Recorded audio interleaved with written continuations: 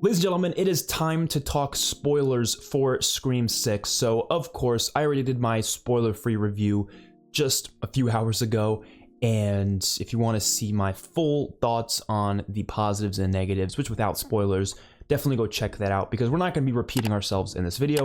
For the spoiler-full videos with all sorts of spoilers, we just only talk about the spoiler-type stuff from the film. So that's it. And for Scream, that's really only a couple of things. So like character deaths, you know, specifics on the kills, specific problems that are like very specific to maybe story plot lines, and of course the big killer reveal. So we're just going to talk about all of that in this video, things that I liked and didn't like about all those different factors. So first of all, I want to start off with talking about the intro of the film. I didn't actually mention the intro whatsoever in my video, but intros are really important to Scream, like in my opinion, because it sets the stage for the film, and they're very iconic usually. Like the first Scream is probably one of the most iconic horror scenes of all time with that opening, and then every other one also has some sort of an interesting intro. I wouldn't say any of them ever surpassed the first one's intro, but there's definitely a couple that are really unique and really interesting, and I actually really like what Scream 5 did, because they had me thinking that, oh, we have this somewhat famous actress in Jenna Ortega that was announced to be in the film. Maybe they're going to kill her off in the opening act, just like they did back in the first one with Drew Barrymore. And they didn't. They actually pulled a fast one on us, and she survived that film. And then you get to Scream 6, and I didn't think about this going into the film. I should have, because she was not in the marketing whatsoever. I didn't see her in the trailers more than like maybe for one shot, so I should have guessed it, to be honest. But Samara Weaving, of course, she was announced to be in the film, and she was the opening kill. Once I saw her on screen in the first 2 seconds of the film, I was like, oh, she's dead. That's it. They pulled a Drew Barrymore on us. Samara Weaving is not going to be a big part of this movie, which was unfortunate in a way, because I really do like her as an actress. She's really good.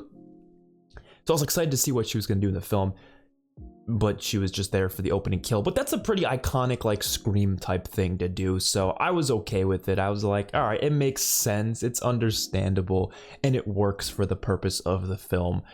It was just a little bit of me who was like, I kind of wanted to see more of her, but I thought that was cool. And I thought it was really interesting how the opening starts off with different ghost faces, and they reveal the ghost face right away. And so when I started thinking when that first happened, I was thinking to myself, is this going to be a cult of ghost faces like I was predicting? Unfortunately, the film turned out not to actually be that. It was just a family, which I guess not really a cult, but yeah, I was hoping for a bunch of ghost faces. The opening had me thinking that was going to be the case, but it seems like those two ghost faces were just killed by someone else, which was the real ghost face, which ended up coming in later on in the story. And I thought that was interesting. It was an interestingly different way to start the film, having the ghost face be the one, like someone who was putting on the mask was the one who was killed in the opening, as well as Samara Weaving. I thought that was unique and different, and it fit the movie pretty well. It set the stage pretty well. So now let's talk about the other characters who were killed off in the film. I didn't really go in depth with this in my spoiler-free review, but I was somewhat disappointed with the lack of main character deaths. Not that I need there to be like giant deaths or anything, but at least 1 to 2 of the bigger characters probably should have been killed. I'm glad Gale didn't die. I was really worried that was going to happen, and I think it would have been okay if it did happen, just because I thought to myself, I really doubt Courtney Cox is going to want to do more of these movies anyways, and if she doesn't want to do any more of these movies, you might as well kill her off. Like, I would be completely fine with that, but they didn't. They obviously got us to think she was going to die, and then she was fine in the end. I'm glad she was fine, but that was a really intense scene. I was mentioning how intense that chase scene was in my other review, and it was a really, really intense scene, especially when she got stabbed like in the gut. I screamed in my theater. I screamed because I was like, no, I don't want Gale to die. That was a great scene, and I actually like how they fooled us on that. But then when it comes to the core 4, one of them should have died, at least one of them, and they had us thinking one of them was gonna die, either Mindy or Chad. Now, they're great characters, I enjoy watching them, but one of them should have died, and it honestly should have been Chad. The dude was stabbed up and down his entire body like 30 times. I don't see how he could have lived. Whatever, though. Like, he somehow made it a miracle, I guess. And so the core 4 is still all there. Kirby, we also had a bit of a fake out. A lot of fake out deaths. A lot of moments where you think a character's gonna die and they don't die. But Kirby was also stabbed a bunch and she was fine, but I did think she was gonna die for a second there. I think that would work, you know, she's just a legacy character returning just for a film. It would make sense to have her die. I don't think that would have been too far-fetched of an idea, but it didn't happen. And then for the other character deaths, you had Mindy's girlfriend. I don't remember her name whatsoever, but her death was really cool when she fell off the ladder, smashed her head on the side of the garbage down below. That was a really cool death. I was hoping they would do something a little more interesting with it though, because that's what I was expecting to happen. I was like, okay, she's gonna fall off the ladder and die, right? That's what I was expecting to happen. But what I think would have been like really cool is if she jumped off the ladder, like when it was falling, right? Grabbed onto whoever was holding their hand out. It might have been Mindy or Sammantha, whoever was holding their hand to try to like grab her, and they catch her. So she's like now hanging off. Ghostface is just looking at them from the window, and Ghostface like takes like a knife or something and just like does it like chucks like a throwing knife into the back of her head. And it's I feel like that would have been really brutal because it's like one of those moments where it's like, oh wait, she's gonna live. And then she doesn't, right? She gets the knife in the back of the head. Something like that, I think it would have been a little more interesting than what I was expecting to happen. Because obviously when you see her crossing the ladder and it's getting kind of moved by Ghostface, you know what's going to happen. She's going to fall to her death. And that's what happened. But it was a brutal death, and I think it definitely worked for the scene. As for other deaths, there actually wasn't like that many like main character deaths or even like side characters. A lot of it was like the background characters that were just there for a couple moments. Like the therapist, for example. Like he was killed pretty early on. And you also had, Quinn, it was the guy that Quinn was with got killed off screen, and they show the end of it. They show the aftermath of it, which was really brutal, but it was just the aftermath of it. I did like the therapist kill, though. That was really cool, well done, like the practical effects and everything. It all looks really good. Just like Scream 5, they've definitely upped their game when it comes to the kills in the Scream franchise. So that really worked for me, I would say. And then that leads us to the killer reveal, which I've got a lot to say about this one, honestly. So I will say I didn't predict it 100%, but I predicted part of it. So the whole time I was assuming it was either going to be Ethan or Danny. So those are the two characters because they were both, I don't want to say suspicious, but they just both like were new characters, obviously, and they weren't that well known by the other characters, and they both had a very like calm sort of a way about them, right? So I was thinking to myself, it probably is going to be either one of them or both of them. I did not expect it to be Quinn or Detective Bailey, because those two characters, well, first of all, Quinn we thought was dead, right? And I think fake outs like that are pretty cool because they really do get you. I don't expect this franchise to do fake outs from the Ghostface like that. I'm trying to think if they've done that before. They probably haven't. I'm just forgetting, but I don't know. I know a game I played did that once. I won't talk about what the game is because it'll spoil the game, but the game did that as well before, and like a whodunit type game. And so when they revealed who these characters were, that they were all a family together and that they were all, of course, related to Richie, I immediately thought to myself, oh, this is exactly like Scream 2, except for it's not just the mother, it's now the whole family. So it's a little different, but it is the same motive as Scream 2 when it comes to Mrs. Loomis. It's the same thing. You know, you killed my son. In this case, you know, they're mad that she killed Richie, and that's pretty much the whole entire motive, right? It's just revenge, which I think works. And that's why I said in my spoiler-free review, like, I don't have a problem with the motive. It makes perfect sense. It's just not that interesting of a motive. It's just kind of like, okay, revenge. We've seen this before, though. You know what I mean?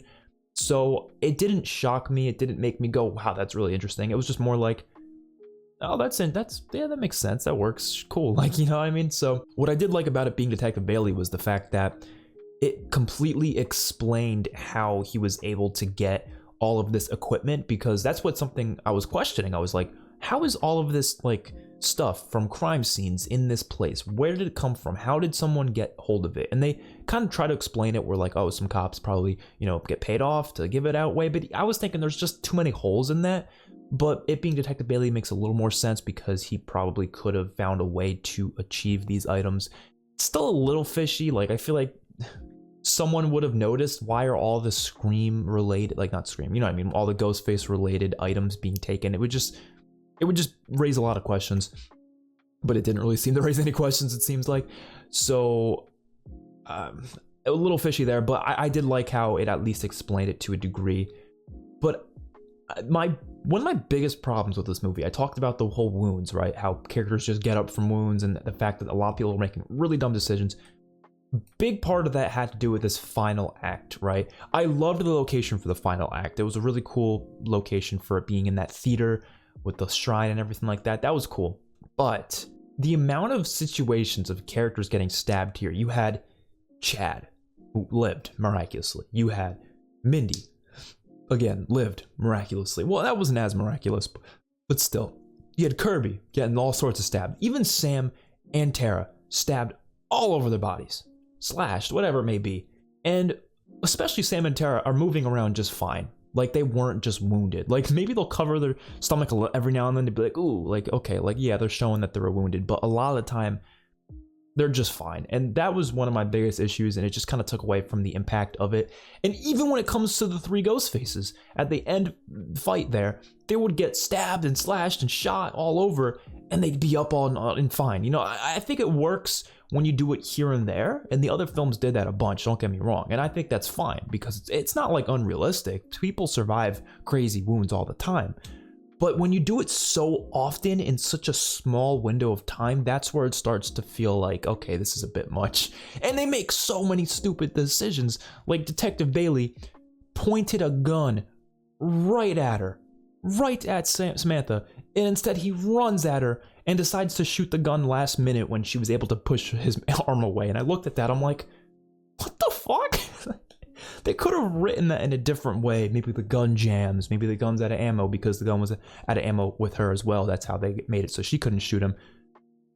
But they could have done that with him too. They didn't have to make him stupidly run towards her. Like, what are you doing, bro? It's just so stupid. You had a couple moments like that in the final act, and I really loved the first two acts of this film. I don't think the third act was bad by any stretch of the imagination. It was just not what it should have been, especially for those final moments in the end. So yeah, that's all I really have to say about this movie. Like, there's really not many more spoilers to go into. I guess you could also mention the whole thing they did with Sammantha, like the visions of Billy, and she's like speaking to him. It makes you think she probably does have some deeper issues going on. And part of me was thinking how interesting it would be if she was the one doing the killings the whole time, because that would have been so far left field it's not even funny. I think it would have actually been like quite a shock. It wouldn't have made sense for a lot of what was going on in the film though, but I think there was a way for them to make it work, and I kind of hope they do that for Scream 7, but part of me thinks that would be kind of dumb now because they already kind of hinted at it, so it wouldn't be as surprising if they did it in Scream 7, but I feel like that could have worked for this film if she was the one doing the killings all the time. And it would have been crazy because people were blaming it on her, like spreading these rumors. How crazy it would have been if those rumors were actually true. Like, to me, that would have been just insane, and I actually would have probably preferred that. You would have really had to work around the story to make that work, though. It couldn't have been the exact same way it was for that to work. But I think there's an interesting way to do it, and it would have to be a Cult of Ghost Faces like situation. Obviously, they couldn't have done it in any other way, which is what I was hoping. Like I said, I was really hoping for that. I was thinking that was gonna happen. Like, I was thinking to myself, how fucking cool would that be? When they're in the theater at the end there, they're getting chased around by Ghostface. They knock one out and they go run the other direction, and then another one just pops in the door, and they're like, what the fuck? So you assuming there's two, right? So then maybe they knock that one out. They keep running, or they turn back the other way. Another one appears, and they go down another alleyway, and another one appears, and they're like thinking to themselves, like, how are they in every single place at once? And it turns out there's like 8 of them. Like, that would have been insane to me. It doesn't even have to be characters we know. They could have been random ass people other than, you know, maybe 1 or 2 of them. I think that would have been awesome. That's just my thoughts. Let me know your thoughts in the comment section below. I will see you all on the next one. Peace out.